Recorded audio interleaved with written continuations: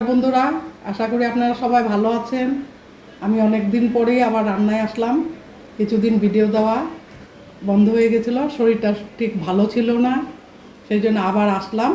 আজকে দেখুন একটু মাংস করছি। এরকম করে করছি, দেখেন একটু নতুন পদ্ধতি হবে।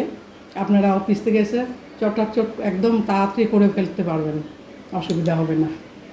এবার পেঁয়াজ অর্ধেকটা বেশি দিয়ে দিলাম, এটা তেলের মধ্যে দেব।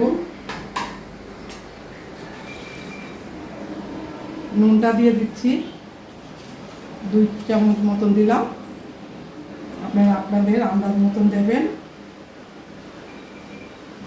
কাশ্মীরি লঙ্কার গুঁড়ো একটু দিলাম, 1 চামচ হলুদ দিয়েছি, একটু সরষের তেল দিয়ে দিলাম, হাতে মেখে নেব।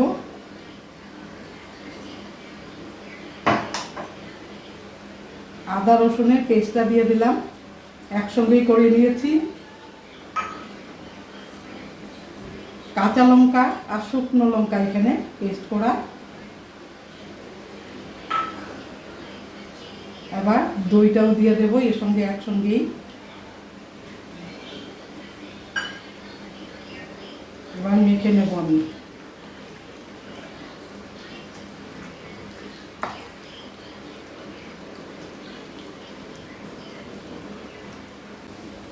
সরষের তেলটা দিয়ে দিলাম।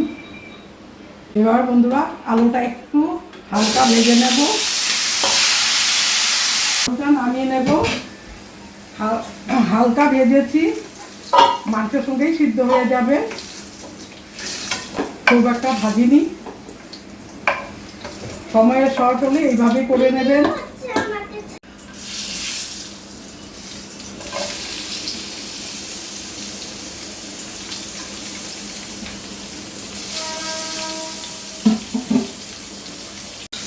এবার পেঁয়াজটা দিয়ে দিয়েছি, তেজপাতাটা দিলাম, একটু এলাচ দিয়ে দিয়েছি সঙ্গে।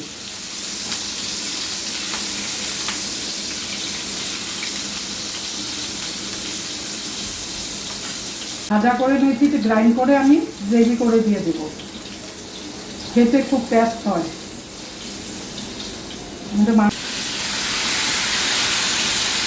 এবার গ্রাইন্ড করে নেব এটা আমি।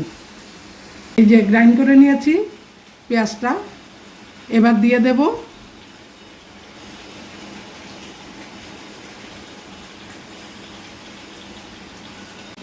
ঢাকা দিয়ে দিলে আলুটাও সঙ্গে হয়ে যাবে।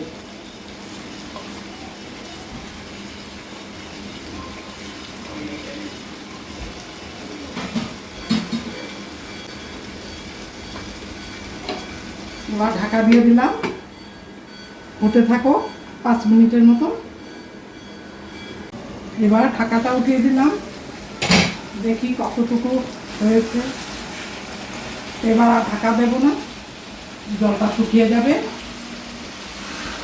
তাহলে মাংসটা ভাজা হবে ভালো।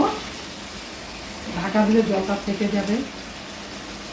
এবার আর দিচ্ছি না, এরকম করে বারবার নাড়াচাড়া দিয়ে দিয়ে ভাজা ভাজা করলে মাংস হয়েই যায়।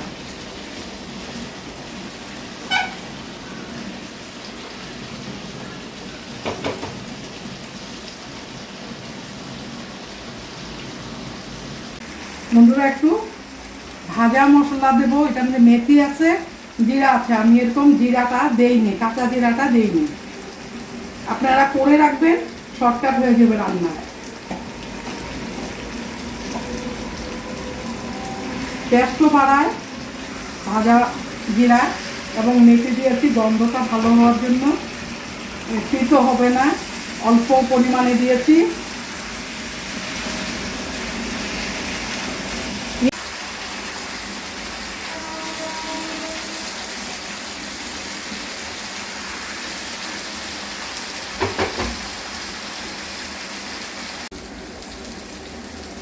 বন্ধুরা একটু আজিনামাটো দিয়ে দেব, হোটেলে কিন্তু আজিনামাটো দেয়ই তারা।